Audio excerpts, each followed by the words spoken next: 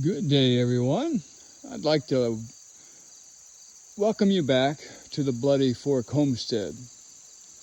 This right here is the heart of a homestead or a small farm. And we live in the mountains of western North Carolina. And there were families that used to make a living out of this type of barn. It's 3 levels, and it was for hanging tobacco. And this land is, of course, very much mountainous. But you could still grow some tobacco here and there, clear areas. And there was quite a bit of this area that was cleared out for farming tobacco. And with the help of our goats, we've brought some of it, cleared it out, and brought it back. But I want to talk about the small farm a little bit. Nancy likes to get petted. She puts her paw on me to get petted. But the small farm used to be the norm. During the Great Depression, 1929, and it really went on for about 8 years, but the worst part of it was 3 or 4 years. 25% of the population in the United States lived on a small farm. And most of those farms were diversified. They grew a lot of different things. They would have a huge garden, put lots of food into the food pantry, and they would have a diversity of animals to eat. And most farms had one cash crop, something that they used to sell. It might be, in this case, in Appalachia, it was tobacco, different kinds of tobacco at different times. But some did a small dairy farm. Some would sell excess corn or wheat or whatever it might be. I know of someone at that time that grew cucumbers and sold a lot of the cucumbers, but there was normally a cash crop. But most of what was grown was for the family and for the community.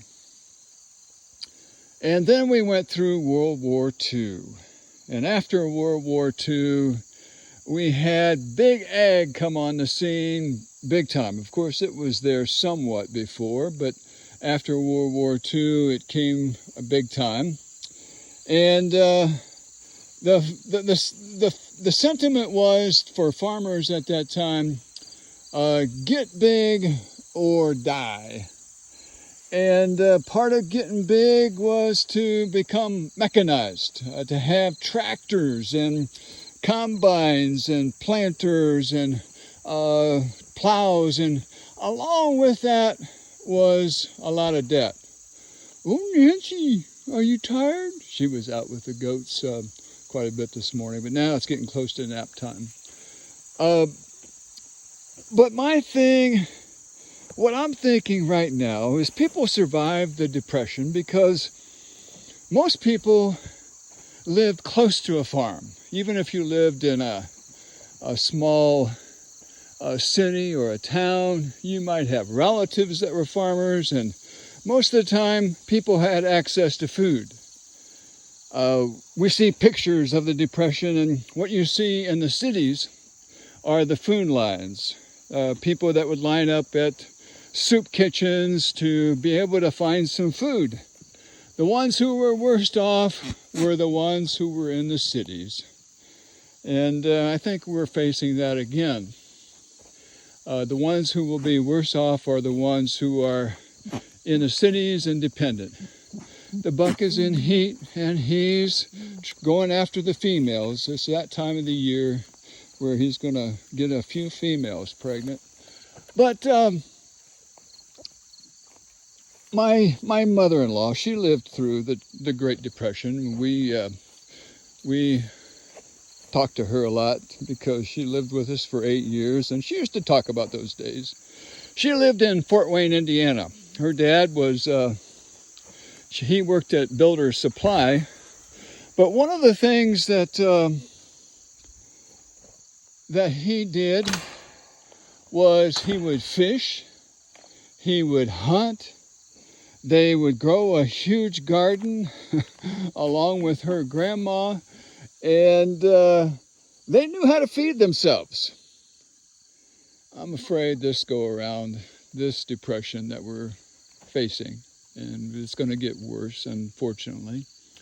Um, Many people don't know how to feed themselves. We're just trying to transition to some fall crops over here. A lot of our tomatoes and things are about done for the year. But being able to provide for yourself.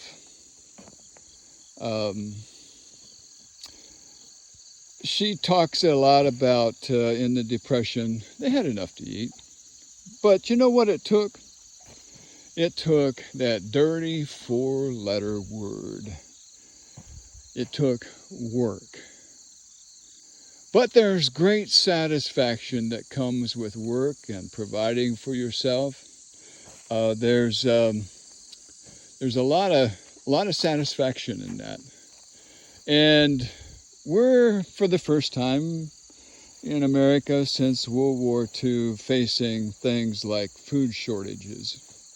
We go to the grocery store, it may not be there. If it's there, it's very expensive. Well, how do we combat that?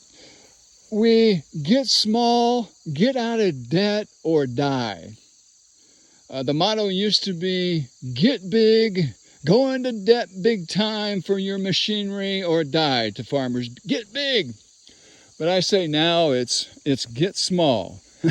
Get small, get lean, get mean, or you die. Small farming. We've got to resurrect small farming because that's where our security lies. Our security lies in being able to produce things on the small farm again. Raspberries are just abundant this time of the year. And the grapes, we've pretty well ate most of those. Got more coming up. Few things that are still going, but we're transitioning in the garden. These Lemon Boy tomatoes were prolific this year, but we've kind of let them die down. We're mellowing out. We're moving to a different season. And we've planted some fall stuff over here in a few beds. But many people I see move into this area of North Carolina. And they're buying some acreage. And some of them are learning to farm, small farms. They might start with a garden, or they might produce a little bit more and try to sell it at farmers market, whatever the case may be. But there's a movement, and it's a great movement back to the small farm, back to self-sufficiency. And that's my heart. I want to be involved in encouraging people on the small farm again, because that's really where our security lies. Our security lies in being able to produce for ourselves. And let me encourage you, if you're thinking of making a move to the country, buying an acre or two, good luck with finding an acre or two, but buying some land. Many places, what you have to do is you have to buy almost marginal land because a lot of the good flat farmland where I was from in Indiana, it's going to big ag, and Bill Gates is buying up a lot of farmland along with China. But most people don't want this land because it's marginal. You can't mechanize here. You would have trouble having a tractor. I used to do mules or workhorses, and they could do it here in the mountains with a mule or a workhorse and pull a trailer behind it without wheels. They call it a skid, pulling that, and you could make your way up in the mountains to the upper areas for growing more tobacco. But this is where it's at. You can take a little bit of acreage, and it can go a long ways to self-sufficiency, providing for your family. This is our little spring water here, and it's doing very well. Every once in a while I have to open it up, and it gets a little bit of the dirt out, and then it turns clear again. But it's a slow flow from upper ways of spring we tapped into. and it provides plenty of water for animals out here and for the garden area. But if you're thinking of making that move, let me encourage you. Learn the skills first. Just having a piece of land isn't going to do it if you don't know how to grow anything. You have to know how to grow something. Learn the skills. Maybe you can hook up with somebody right now to learn some of those skills of farming.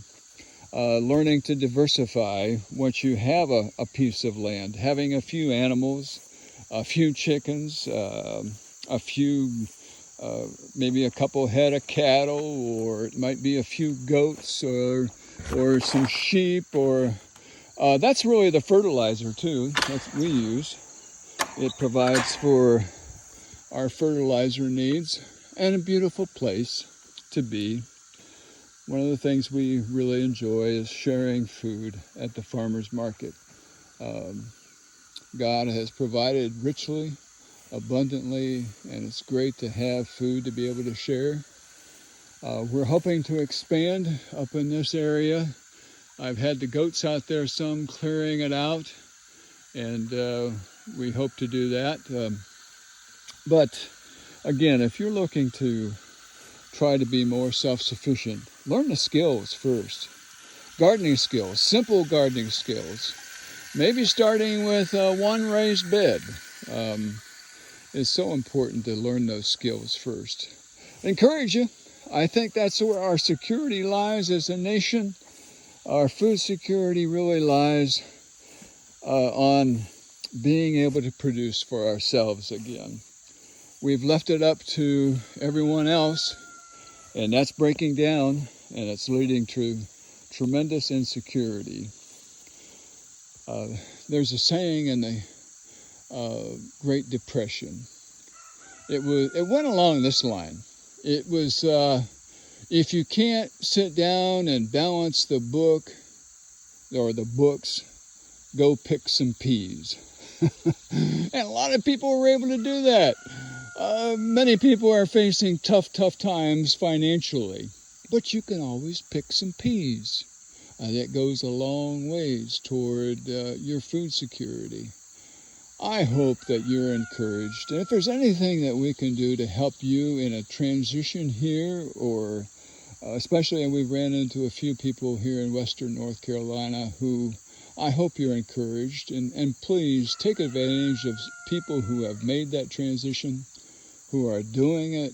There's a lot to be learned, but it's a tremendous lifestyle. And again, let me encourage you with your transition.